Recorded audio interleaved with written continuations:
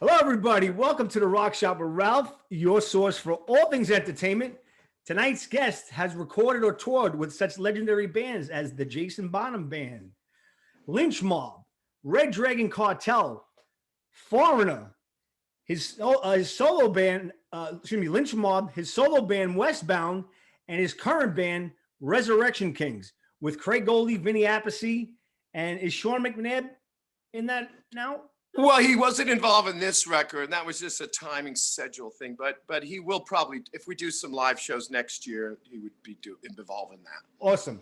Let's give it up for Mr. Chaz West. How you doing, How's Chaz? it going, Ralph? Kicking life in the nuts, Chaz. That's what I'm doing. Put on bumps. That's all you can That's do. what I do. Always say it. I kick Right. life in the nuts every day. There you go. But I'm glad I have you on. I want to tell everybody we got another East Coast person here. Not Yep. Queens, but close No. enough. He's from Jersey. Jersey. That's right. Yeah. That's right. Originally. Yeah. All right. What That's part true. of Jersey? East Brunswick, Spotswood, Okay. East Brunswick. Middlesex County. Yeah. It's just a hop, skip, and a jump. It is. from Oh, New I York. know. I spent a lot of time in the Big Apple when I was growing up, so I know. Yeah. Cool. So then my accent doesn't bother you then. No, not at all. Brings me back. Right. You see I always tell him I got my Goodfellas pictures up there, my Rocky I pictures. see. I know. I see the old My Kiss. Sopranos picture That's for the Jersey. first Kiss record. I know. That's my boys.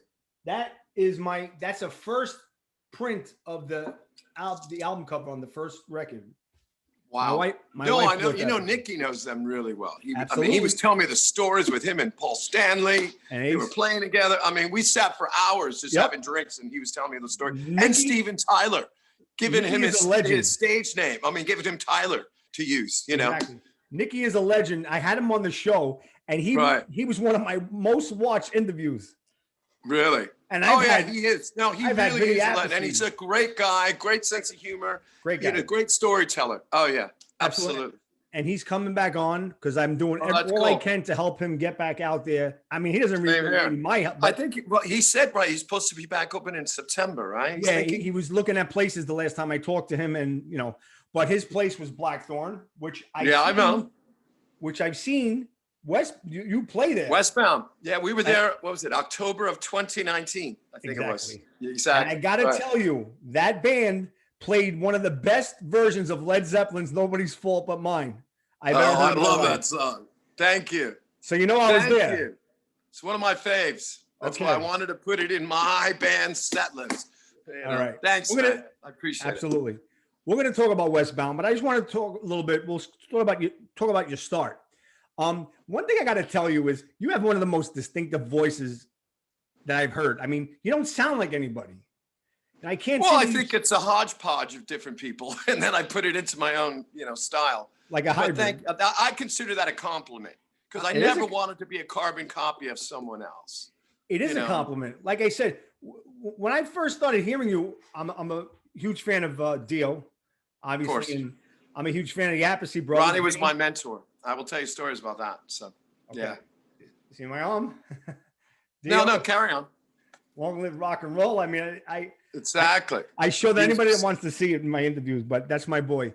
But I heard you Sure. on the Appice album that you did with Carmine and Vinny. What was that? The Appice album. Oh, with yeah, I Carmine and did Vinny. that. That's true. That's did the two first time you tracks. heard me?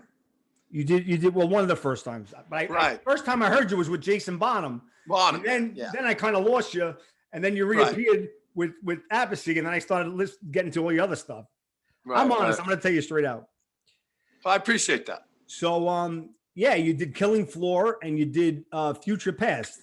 Co-wrote that song too. Yes, Killing Floor. with Craig Goldie. Mhm. And I said, his voice sounds familiar, blah, blah, this and that. And I'm listening, and I'm like, holy shit, it's Chaz West. He sang in Jason Bonham's band. Wow, there he is.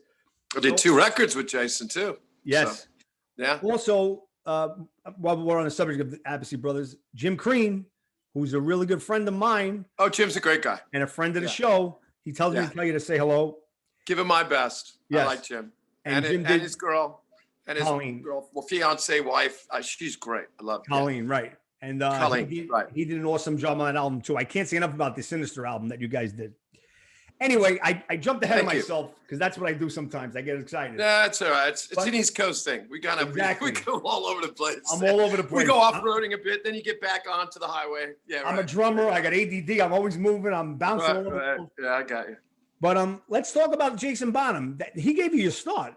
Yeah, he really did. You I know? was basically pretty much a complete unknown guy. Yeah, a kid, and I got the call, and you talk about timing. They always say being in the right place at the right time is a major part of it. You've got to be ready, though. Yeah, you got to be. And ready sure to go. enough, to make a long story short, I beat out 700 and something singers. Wow. And my whole life changed, overnight, practically within a few weeks, because I was on the road like within a couple of weeks. I couldn't believe it. I remember the first few weeks I wake up every morning slapping myself going, is this real? Am I really playing in a band with John Bonham's son? So we really hit it off really well too. A part of his personality, we got on really well. Great sense of humor, just a great guy. Yeah. Obviously, uber talented, we know that, but he was just a great guy, and we really connected. And I'll be forever grateful to him that he did give me my first break, and all these people that I've been played with, that I've been able to play with afterwards, including Vinny and Vinny Appice and Carmine and all these people, George Lynch, and I never would have been. I was an unknown kid, Right. playing in local bands and cover bands. And you got to play some stadiums with him too, right? I did. Yeah. Mainly that was in South America, but yeah, But you did. yeah. But I did it. 50,000 to 100,000 people, which is how I met Ronnie, and that's how he became my mentor. Cross that off your bucket list. Yeah, you got it, my friend. So you mentioned Ronnie. I can't go without saying you want to tell me something about him? Well, okay, here's what happened. So we were playing, a South American tour, and I think it was the first night in Sao Paulo, Brazil. And, I'm on a major high because we're playing, and we've been on tour, but it's mainly, I would say 5,000 seaters or less, I think we did one that was 10,000, but that was the biggest, which was, massive for me because it was like I had done a few tours already with Bonham. And so we're doing South America. We're the opening band. It's us, Dio, Bruce Dickinson Band, and Scorpions. Okay.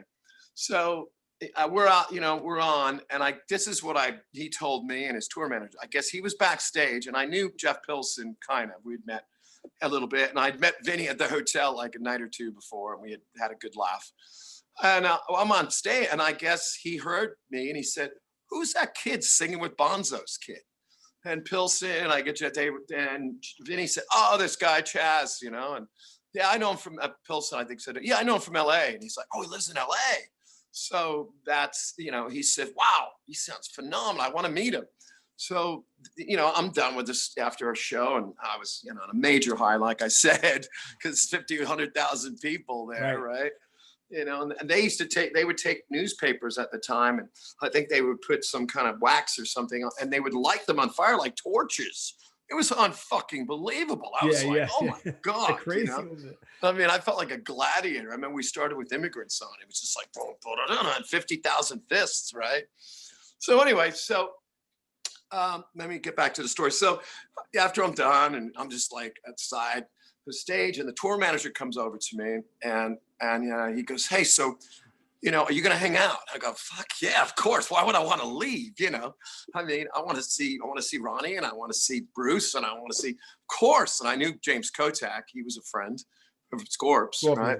So he goes, "Okay, well, Ronnie'd like to meet you." So after Ronnie set, I go, "Really?" I was blown away. And I'm like, "What?" And he goes, "Yeah, he'd really like, just say hello, hang out with you for a minute." So he goes, "If you've got the time." And I go, "Yeah, I've got the time."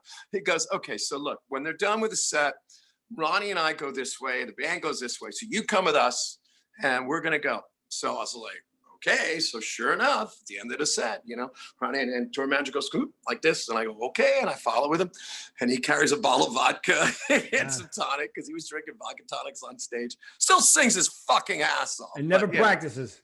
Exactly. So we go, and of course it's football, soccer stadium, football stadiums, where it's just, a cement floor and a wooden bench, metal lockers. It's nothing special. And his tour manager comes in, and he puts down the bottle of vodka and the tonic, and he pours us both. He goes, "You want a drink?" "Sure." He pours me a drink. And then he steps out, and then Ronnie's and I are just sitting there and having a drink and cheers. And then he pulls out a joint. And he goes, you yeah. do this? And I go, well, not when I'm singing, but I'm not singing right now. So sure, you know. So we started getting, and you know, he started talking to me, and he basically said, you know, I heard you from backstage, and I was really, you know, really impressed, and I wanted to meet you. I heard you live in LA, and you know some of my band members, you know, Vinny and Jeff, and I'm like, yeah, you know, I've just met Vinny, but I knew Jeff kind of on and off. And he goes, you know, I just wanted to meet you and talk to you a little bit, and then, you know, basically, to make a long story short, he complimented me, and you know, and gave me advice, kind of what to do, what not to do, without being like a father figure, like, Right. you know, do this, Not, don't do not this. patronizing. Right. Not patronizing, not talking down to me, like, because I was a kid. I mean, Yeah. I was a kid compared to him, and he had every right to if he wanted to. I was just amazed that he wanted to.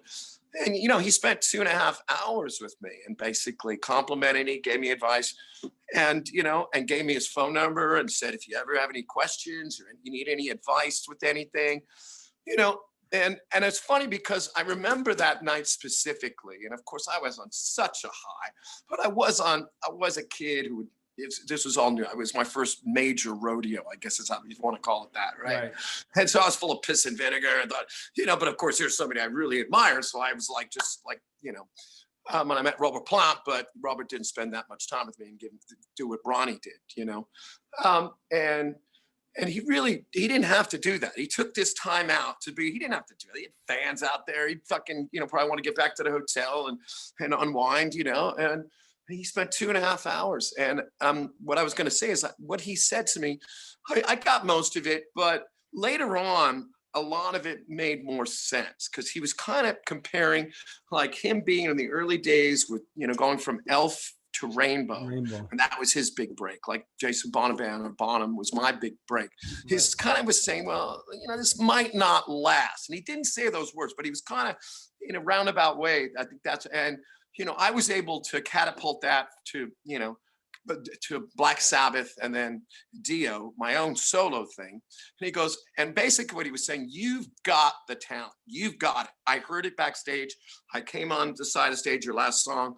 He goes, you got it. So don't give up. It's like, stick with it. You know, it's in your blood. It's in your genes, just like it was in mine. And you're meant to do this, you know, and that was really a major compliment coming from him. You know? Absolutely. That's a great story, man. Thanks for sharing it. Yeah, Ronnie sure. James Dio is my hero. He's the greatest human being in the rock world. He I have really ever met is. in my He's so life. kind and so caring and giving. He didn't have to be. And I'm saying to anybody, I saw him, it didn't matter who the fuck you are. And I told this story before, and I'll tell it real quickly. I met him in an in-store with Craig Goldie, actually. Right. We brought him a dozen roses. We made him chocolate-covered pretzels. We gave it to him. Hi, I'm Ralph. My wife is Joanne. Thank you. Hugs us, kisses us. Sure. Fast forward 2 years later. He's in another in-store appearance in Jersey, Vintage Vinyl. Yeah. We go to Vintage Vinyl. He looks up. He sees me and my wife. Comes out from around the thing. Go, Ralph, Joanne, hi, how are you guys? 2 years later. 2 years later, me, some schlub from Queens, and my wife are waiting there. And he remembers our names and comes and hugs us and kisses us again. So I had that's the way he was. I couldn't believe it. That's exactly the way he was. Yes. Because there was times I didn't see him for a few years when I was really busy, and so was he, obviously. Right. And I don't want to bother him for no reason. I'm not that guy. So I would just see him at a, you know, like NAMM or something. He would, there'd be thousands of people, and he'd go, Jazz, come here. Come here. How you doing? Know? That's exactly. Crazy. But it's true. Honestly, it's true. He was that guy. I really miss talking to him. You don't got to tell me. I miss him every day. You know, my hero. But let me ask you, like I was telling you before, your voice is very distinctive. Doesn't sound like anybody. Well, I think, like I said, there's, you know, influences. Like, you know, I used to always sound just like Robert Plant. No, I don't sound exactly like Robert Plant. So when I'm singing Zeppelin, obviously, it's got a little Robert Plant. It's got a little bit of Coverdale. It's got a little bit of Chris Cornell. It's got a little bit, you know, Paul Rogers. So what was that? Paul Rogers, maybe? Paul Rogers was one of the greatest. Thank you. That's like the major compliment. A little like Ronnie here and there, you know? Yeah. I mean, I know how to, you know. That's what I wanted to say was that's how I tell it's you, that I can hear you on a song. You know, you're not one of the David Coverdales, you know, name-wise, where somebody knows David Coverdale or Robert Plant. You know, Chaz West is a name. that I say, you know what? Holy shit, that's Chaz West. And that's what Yeah. brought me to that Apathy album. I'm like, I know that voice. I know that voice from somewhere. Yeah. And then I'm like, I'm thinking. And then once it hit me, I said, that's Chaz West from the Jason Bonham band. Yeah. Anyway, I'm glad you're here and I'm glad we're talking. So Yeah. we talked about Same here. Bonham. So then you were in, there's 3 bands I wanted to talk briefly till we get to the new CD. Yeah. You were in Lynch Mob, who you toured with, right? 2011, Correct, twice. 2012. I mean, I did years apart. I did a few tours in 2004, 2005, and then Oni came back, and Oni and I are friends. And we used to make a joke. We would sit at the pub or something and and I'd go, yeah, I know you guys are like an old married couple. Whenever you guys have a fucking fight, falling out, he calls me. Right. He's like, we'd always laugh. And he goes, yeah, I know. He goes, but at least I thought, okay, at least you're getting a good singer. I go, look, I was never trying to take the gig. It was your gig as far as I was concerned, because I love that first record, and him and I became really good friends. We still keep in touch. So, yeah. Cool. And then you were in Red Dragon Cartel, which I got to fathom this, and correct me if I'm wrong. Yeah. Jake puts the band together, and he wants to audition singers on the road. Yeah. Right? One of the guys he had was Michael Beck, who actually sang in Greg Chaison's Kings of Dust.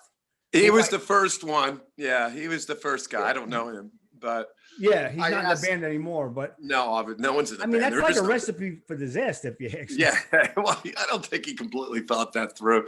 But of course, he hadn't been out there in a while. Jake is immensely talented. He's another alien, like George Lynch. They're great. That they're from another planet, man. But they're brilliant. And I got on with them. That came out of nowhere because I don't know. It didn't work out with Michael for whatever the reason. And I got a call, and I was like, okay, and why not? It's Jake. Okay, I'll go for it. I wasn't doing at that time. I wasn't doing much else touring at that point. Maybe here and there, but. And I said, sure, let's go for it. When you toured with him, was Greg Chaison playing bass?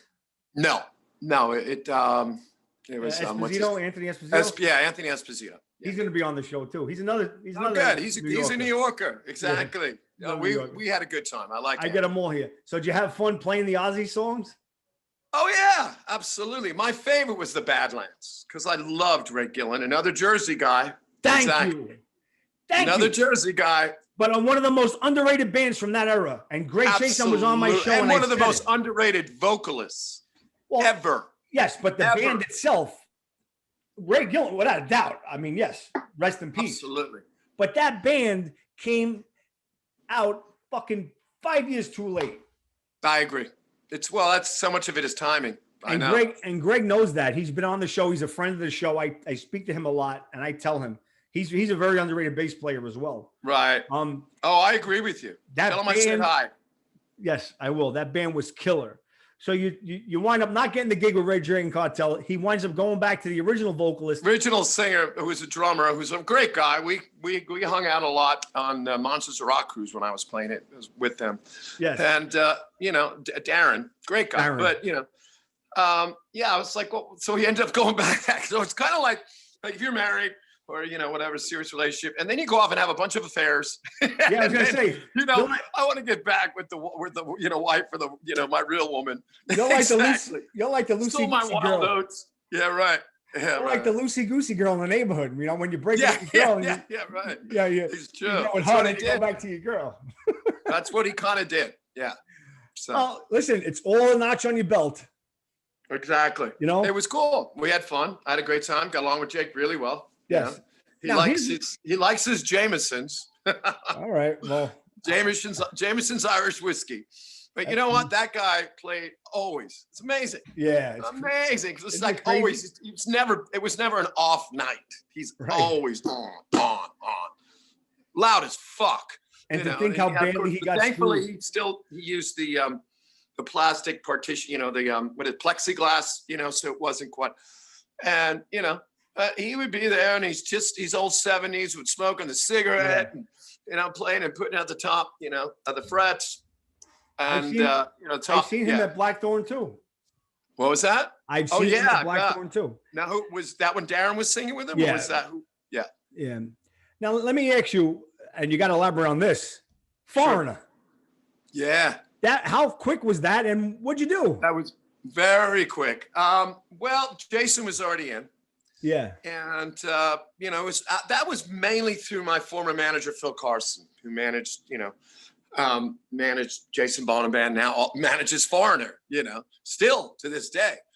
And, but his history goes, he signed AC/DC when he was at Atlantic Records in the 70s. And awesome. He managed Robert and Jimmy and everybody, Paul Rogers. That's how I met these people. So he was like, you want to do this? Would you be interested? And I go, of course. It's, it didn't quite work. It did work for a bit. I think the main thing was that Mick saw what Neil Schon did with getting a singer after Steve Perry left. That years later, that sounded exactly like Steve Perry, or very close. On open air. And with me and Jason, he loved it. He said, "Oh, it was great." But he said, it's a little too more Zeppelin as opposed to more Foreigner. I need somebody that sounds more like Luke Graham. And I think had Kelly Hansen not come along, was friends with one of the guys in the band, I think I would have had that gig longer, to be honest with you, because it was never an issue. It was just, I think I could make even more money and make more of a statement with this guy, as opposed to, moi. So and he I think that's what really happened. And then Jason lasted a little bit longer than he was out too, he quit. But, it was quite an experience. And Mick Jones was, nothing but a gentleman. He was great, and I greatly admire him as a songwriter, producer. Oh, yeah. And he had great stories too. Like me telling me, stories with Otis Redding and stuff, like stuff like that. What was the other thing? Like, I want to know what love is. And he has it with these 3 black women. And, before, because Lou didn't show up that night for whatever reason. I love hearing these stories. Absolutely. So do I. What most people don't know about Mick Jones is he produced Van Halen's 5150. That is correct. You're right. Yeah, one of my favorite bands. I greatly admire him as a songwriter and a producer, and obviously a musician too. But I'm saying more than that. Now, did you do live gigs with them, or you just? I did a couple of live gigs. I did a couple. Mick had just gotten sober. He didn't want to go on the road. He just wanted to do a few scattered shows here and there for a few months, and then maybe the following year. I think it was he was more to like, okay, maybe following year I'll do more, but I just want to do a few. So it wasn't like we were out for a month like I was with Bonham, It was like, okay, here's your itinerary, you're gone for the next 2 months, that kind of thing. So those bands, you were like on the cusp of being a full-time band member, but you never quite got there, or you toured with them and you were replaced and not replaced. So then it's going to be a bit frustrating. I gotta be honest. It's a bit frustrating. So then you're contacted by my Italian friend, Serafino Perugino from Frontiers Records. And he says, put your own band together. That's exactly what happened. Yeah, he said he had been following me for a while. He knew who I was. And he heard Ressurection King's the first record. And he sent me a private email, said, I'm in love with your voice. I want to do something just with you. Right. And originally had another producer in mind, and that didn't work out. And then I got Roy Z, because Z and I had worked together and we'd known each other for years. In fact, that tour when I met Ronnie, when I was at Bonham, he was playing with Bruce Dickinson. That's how we met. I want to say. Okay, let me say this. For the fans that are watching the show that are just meeting Chaz. Yeah. If you want to start with his work, start with start with Westbound.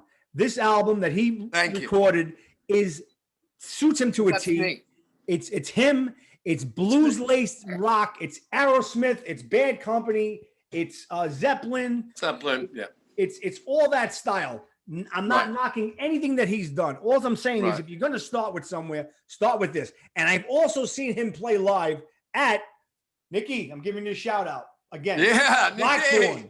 Nikki and Camp, they did Blackthorn 51. That's right, baby. Queens, New York, which is closed, but he's going to be opening. Nikki was on the show. We talked about it. Anyway, I've seen them do the best version of Nobody's Fault But Mine I've ever heard in my life at Blackthorn at that show. Song. Yes. So you wind up doing Westbound. And I get to play a little blues harp. Yeah. That band is you, Wes. It's your band. And it's my band. Go with it, baby. You guys are going to be releasing another album? That'll probably be next year, I hope. I think I'm already, I think probably looking more towards the latter part of next year. Had last year, pandemic had not happened, we would have been still promoting and touring for the Westbound. Whoops. Yeah, you shut your video off. Oh, sorry. Hold on. Oh, okay. Just hit start video. Hey, hold on. No, I just got another call. Sorry. All right. So anyway, so now we got Westbound. That's his solo band. Please, you guys want to start with that. Now we're talking about his current project, which is Ressurection Kings. Now, Ressurection Kings is both Westbound and Ressurection Kings. Both. Right. What I'm saying, I want to talk about their first album. They released their first album in 16 and did well. Okay. Yeah. What I gotta say about one thing I wanted to mention about Westbound, I don't know how the hell Roy Z produced that album. Because I know Roy Z from Halford and Dickinson, right? And he got that. You guys, I'm not knocking him. I'm saying that is a great combination. Well, he and I co-wrote, with the exception of the 2 songs that I wrote with my friend and bandmate Brian Tishy. We wrote the whole fucking record. Great drummer. Great drummer. What I'm phenomenal drummer. But anyway, Z, I know what you mean. But Z's like, we met, like I said, when he was playing with Bruce and I was playing with Bonham. He's a huge Zeppelin fan. He's I hear it. Blues, I hear hard it rock. now. He's huge fan. So, and him and I have known each other. We worked together, Tribe of Gypsies. I don't know if a few years, early 2000, we put a record out. And I guess it was we went and toured in Japan with Kiss and Alice in Chains and a bunch of bands. Awesome. That was, 2005, 6, something like 6, I think it was. So we'd worked together before. So I knew we could make it happen really easy. Awesome. And we connect, he knows my style. He knows my voice. He knows what I want, and it works. He got it because that's a great sounding album, brother. Yeah, I'm telling you, great sounding album. Again, and what I wanted to say about Roy Z was I just couldn't see.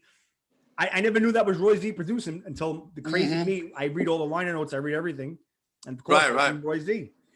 But get that album, guys.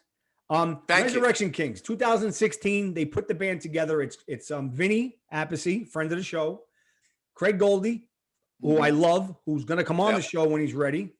Right. Sean McNabb and Chaz. They released 2 singles, Live It Loud and Living Out Loud. Living Out Loud. And Who Do You Run To? Correct. Now, what I got to say about the difference in the 2 albums is it's night and day. The first album was, I guess you were finding your feet. You wanted to find your sound. This album. Well, okay. Oh, I didn't mean to interrupt. But here's the deal. Goldie and I, like the first single, Living Out Loud, we had written that like 4 or 5 years prior because we were planning on trying to put something together. We had known each other, from being around, but we'd never really worked together. And he's like, I want to write with you. And it really was working. So that was the first single. I mean, that was the first song we wrote, or one of the first songs. That Killing Floor, too, we wrote, Yes. That's on the Appice record. So that was one of the, and things happen in the industry. He got with the Dio Disciples. Wendy wanted to do the Dio Disciples after Ronnie passed. Yeah. And what year was that? That was like I don't know. What year did Ronnie pass? 2010. 10. You're right. 10. So it was about 2012, I guess. I guess it was about 2011, 2012. So that, he started doing that. And then I got busy doing some other stuff. And so it never really transpired. As far as us doing a band together. So, but it was always like on the back burner, like, I want to do something. We're going to do something with one of these songs. One of us is going to do something with it, or both of us. Okay. And so I guess because of Serafino, the Dio Disciples thing, whatever, that's how it happened. And they heard the songs, and Serafino loved Living Out Loud. And so that was the first single. And that's how I got involved. And then, I think Serafino did his homework and said, who is this? Oh, Chaz West. Oh, that guy. Okay. Let me give him a solo deal. Right. Exactly. That happened after. But then what I want to say because he sent me a private email saying, I love your voice. I love you. I want to just do something with you. But before that, it was got Goldie. Okay. I like this song. Who's that singer? Who is that? And who'd you write this with? That kind of thing. Well, here's what I got to say. First, shout out to Serafino Perugino. I've done a lot of interviews with Frontier Records. I love the label. They're keeping all of our era of music alive. Agreed. If it wasn't for them, I agree.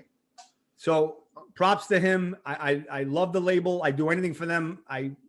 You're on the label. I interviewed so many artists from there. But anyway, right. I want to say as a fan about the difference in the two albums is this album is more Dio sounding.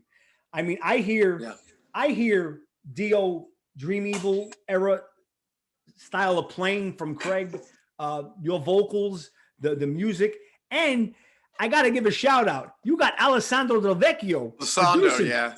This guy is a monster. He's he really over the place. All over the place. I don't know how he has the right. Producer, writer. Yeah, he is. He's produced for Hardline. He's produced for you. He's produced for Revolution Saints. Right. I mean, he's a member of Hardline as well, who Johnny Gioeli was on the show. But you know, another Queens, New Yorker, Johnny Gioeli. Oh yeah, that's right. Yeah. But anyway, this is more Dio sounding, and I got to tell you, and I want to say this, okay? And if I got Serafino's number, I'm going to call him up and tell him I have his number. You have to release "Calling All Angels" as the next single. Okay, that song is one of the best songs I've heard in a long time. You know, from that label, and I really do. Yes, and I really do believe that Craig played the best solo I've ever heard him play in his career on that. Yeah, he played I mean, I'll have to listen to it again. It's been a while since I've heard it, to be quite honest with you. Now, who did the writing with that? Now, is it you, Craig, and Alessandro doing it, or for this one? I didn't have as much writing credit. I didn't do much because I was really busy. This was 2019. They did most of the writing. 2018, 2019, and I was busy with Westbound, promoting that and touring to promote that record. And so I didn't have a lot of the writing. I said some ideas. I had like, it sent me a day. Like, what do you think of it? You know, here, can you come up with the melody and some lyrics? I'm like, okay, here. Right. You know, and it was that kind of thing. But him and Alessandro are really Goldie and Alessandro are responsible. Because I just got the, excuse me, I'm sorry. I just got the download, you know, and I don't have the physical CD yet. I'm a nerd. I read all the liner notes. I read everything. That's great. I love it. That's great. Old school. Like you probably used to skip out of, school when the record came out that you wanted to get, and you go to the nearest record store. I know, I did it. I know. That's my thing, and I have a so you can go home and read the booklets and whole, I have a joke on my show. I'm called the king of useless information because I read all my notes. With the movies, I look at the credits. But anyway, the new album is called Skygazer. If that's not a reference to Dio, I mean, Skygazer, pretty cool, right?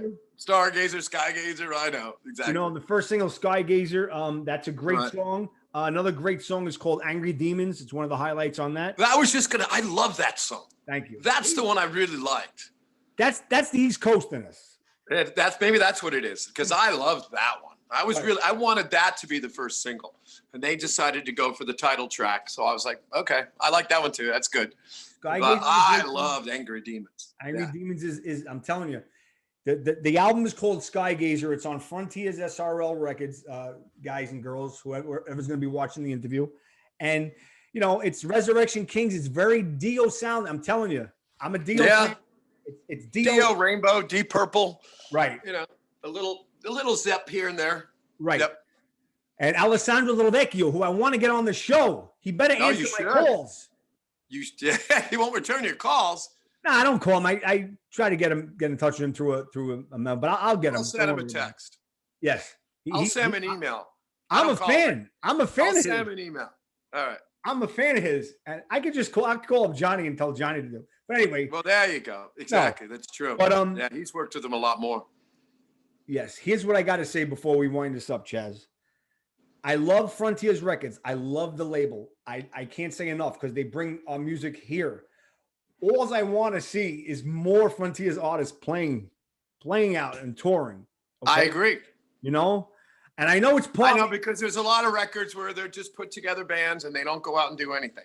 Ressurection Kings, we at least did that the first year when the record came out, the first one. This one, well, obviously it was a pandemic last year and everything's, we're trying to catch up, I'm just trying to do Westbound. I had a whole bunch of Westbound dates in 2020, and of course everything got canceled because of the pandemic. So I'm trying to make up for that. and then add a few others. And then some venues aren't around anymore, like Blackthorn 51. And so I'm trying to, that's really what I'm concentrating on right now. And then maybe, and of course, Vinny's doing the same with Last in Line, And so, and then maybe, the end of the year, next year, we'll do some Resurrection King shows. It's like, Chaz, as James Bond said, Sean Connery as James Bond, never say never. Right.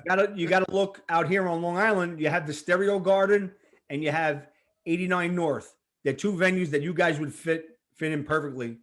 All right. Not without Blackthorn, of course. I want you to play there. But I'm just saying they have Jeff Tate plays out here all the time. Dee Snyder. They they play out here all the time. It's not too far from Huntington. I know Dee, and I'm friends with his son Jesse. He's living here now. So he's been living here and I just hung out with him a week or so ago. Cool. I'm friends with him on Facebook. So what are the plans going forward? What do we got, Chaz, as we wind this up?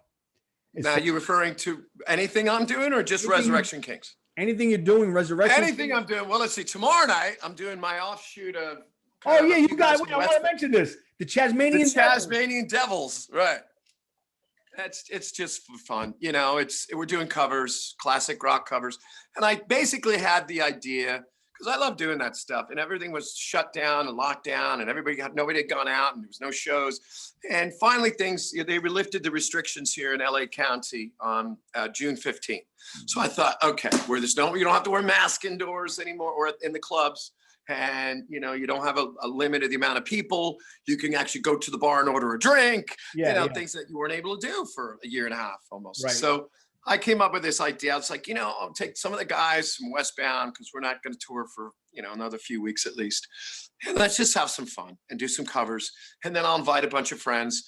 And it was packed. And Stephen Perkins from Jane's Addiction came, and he got up and played a few songs, and he's a good friend. He's a great guy.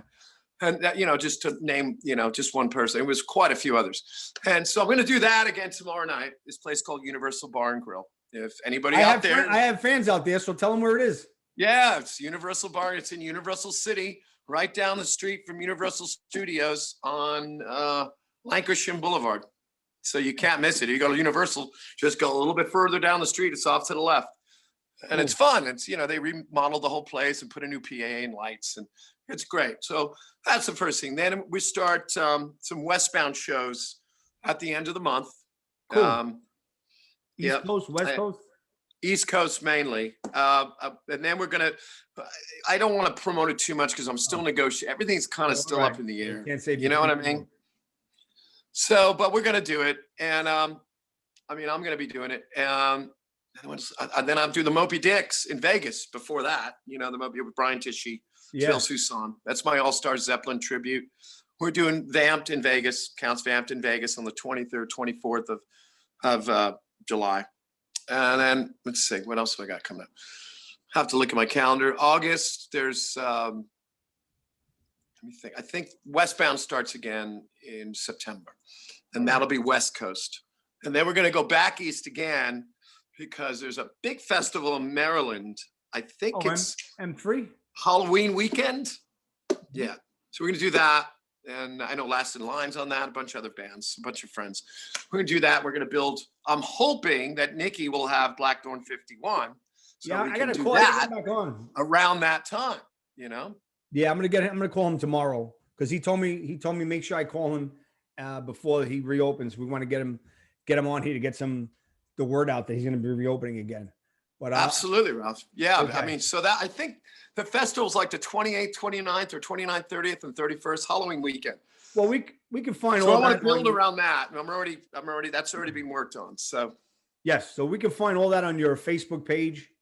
westboundofficial.com.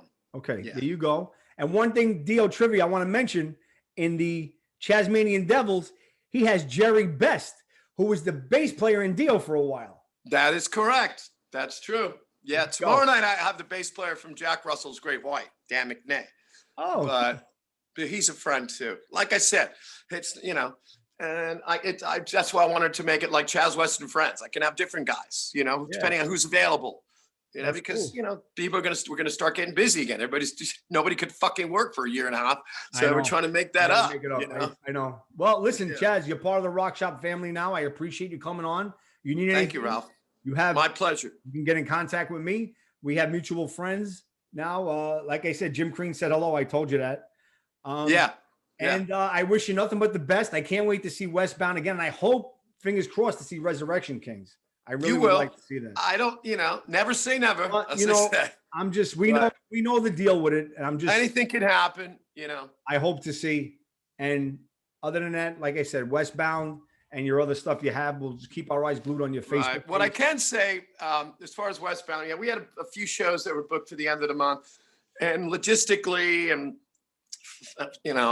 things have not going to probably work out for those shows. I'm going to postpone it till the fall around the festival. But what I'm going to do is I'm going to make a Chaz West and Friends, and it's in Connecticut, and I think it's just 2 shows in Connecticut we're down to because we lost a couple of them. So you can look for that, and I'm going to promote that. Look. And the fans know now. They can check on my, and you can always send it to me. I'll post it on my page if you want. I will. Before we go, I have this thing called This or That. I give you 4 little things, a band or a person, and you got to pick one. You ready? Isn't that what Sammy does? Sort of like Sammy robbed it from me. I know you played with Sammy. I did. And that's a whole other story, but I got a picture. I've been doing that before. Anyway. I could tell you a funny story about that. Yeah. If you have time, I'd love to hear it. All right. Well, the first time was 1997, and he had we're playing, and he was playing first with Jason and my guitarist and bassist, and then invite me on as it's my band, but it's like I'm getting on this thing with Sammy. Okay, cool. So I go on, and he had just started his Cabo Wabo tequila company, right? So he has the tequila bottle there and just shot glasses, and and so I come on immediately. He's like, "Come on, do a shot," and I'm like, okay, and I'm about to do a whole lot of love with him. And so I go, well, here, and we're on stage, and he's like, and I go, I don't drink alone, I'm not George Thorogood.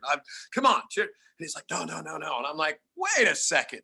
If I'm drinking, you're drinking, especially if it's your tequila, right? So you're playing, we're just about ready to do the Way Down Inside part. I'm going to sing it. And I go, come on. I go in his ear. Either you're drinking it or it's going all over you. And he's like, you fucker. And he's like, he laughed. He was great. But it was kind of like, oh, so you've been drinking iced tea all, because all night long, it's like girls, waitresses come out with a tray and, shot glasses filled.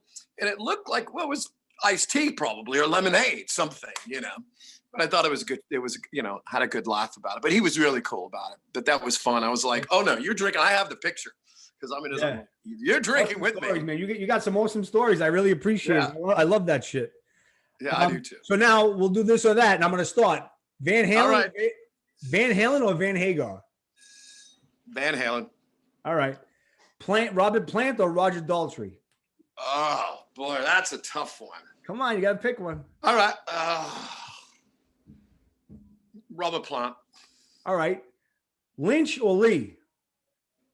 Oh, geez, they're both from another planet. You want to pick one? I love playing with them both. I can't do that. All right. How about this one? Wait for You or Waiting for a Girl Like You? Wait for You. Cool. Yeah. Now, for those of you who I got to go back on the Van Halen, Van Hagar thing. I think technically Sammy is much better singer. He is. Of course. But David was the ultimate showman, and Van Halen with him, that's what he made. He had that sense of humor, that humorous thing, and it made them stand out, made them different from every other band of that genre and era, and in that era, Absolutely. At that time. So for those of you who don't know, Wait for You was the Bonham song, and Waiting for a Girl Like You was the Foreigner song. Foreigner song. That's right. He played with both bands, so you get it? That's right. Ba-dum-bumps. Yeah. Last thing, East Coast or West Coast, Chaz? Oh, no. I love it both. I love them both. I love living here. Obviously, the weather's better here. Okay. I got to say that. You sound like my uncle. What was that?